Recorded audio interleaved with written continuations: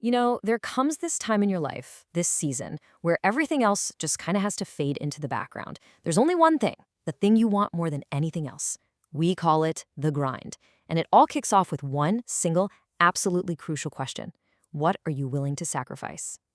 You've probably heard this quote before, right?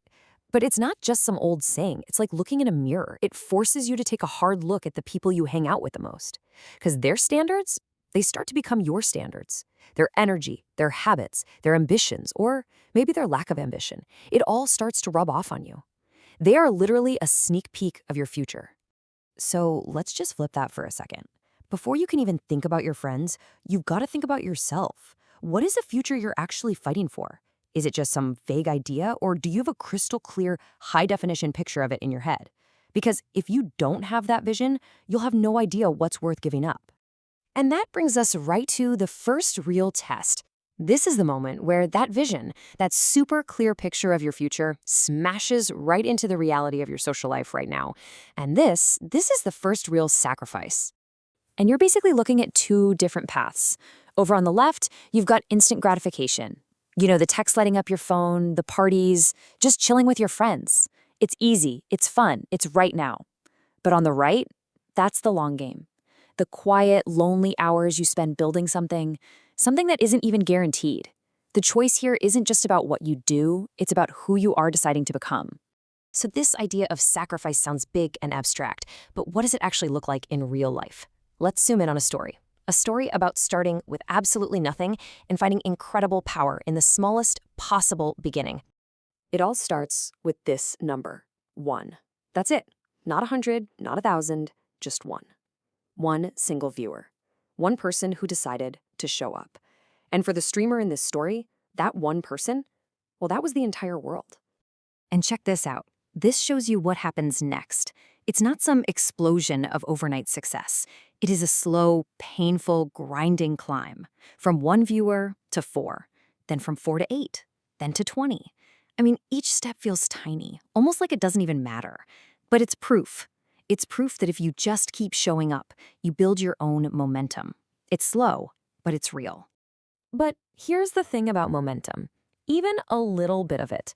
Eventually, people start to notice. And, well, it's not always the people who are cheering for you. This is that moment where the real world crashes in and forces you to make a choice you can't avoid. So a clip of him gets a little bit of traction. It doesn't go viral or anything, but it's big enough that his dad sees it and shows his mom. And all she sees are the hate comments. She sees her son putting himself out there for the world to judge, and she just doesn't get it. You know that confrontation is coming. And this is the ultimatum she gives him. It is brutally simple. Option A, stop this whole streaming thing, give up on this stream, and you can stay in my house. Or option B, you keep going and you get out. There is no in between. 2 words. That was his answer. When he was staring down that choice between comfort and his calling, he chose the calling. He already had 20 viewers, a couple thousand subs. He'd started something. He wasn't about to stop now. He walked out. And the second he walks out that door, this is his new reality. It's not glamorous. There are no cameras flashing. This is the grind. Being totally and completely on your own, with nothing fueling you but your own ambition. Let's just be real for a second about what this phase is actually like. Your life sucks. There's no safety net. Nobody is coming to rescue you.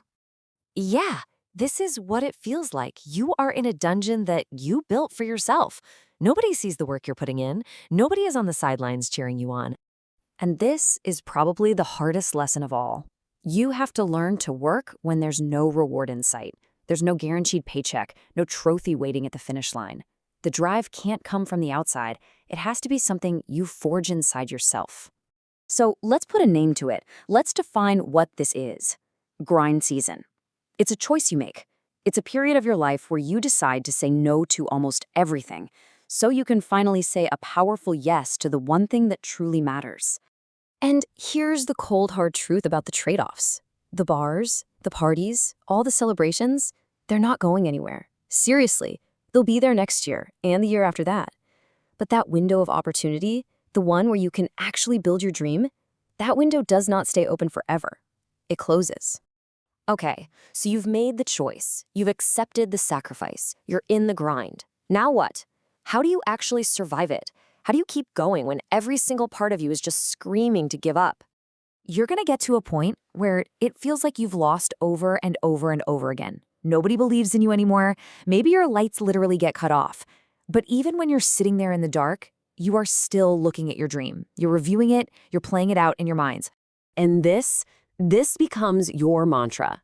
This is the thought that literally pulls you through the dungeon. It's a declaration you make to yourself and to the world. The only way this story is going to end is with you winning. Period. Quitting isn't an option. Losing is just temporary. So let's bring it all back to you, the grind season. It isn't just a story someone tells you. It's a choice, and it's here for you right now. So take a look at your own life, at your own dream. What is the one thing that you can look at and say with every fiber of your being, it's not over until I win?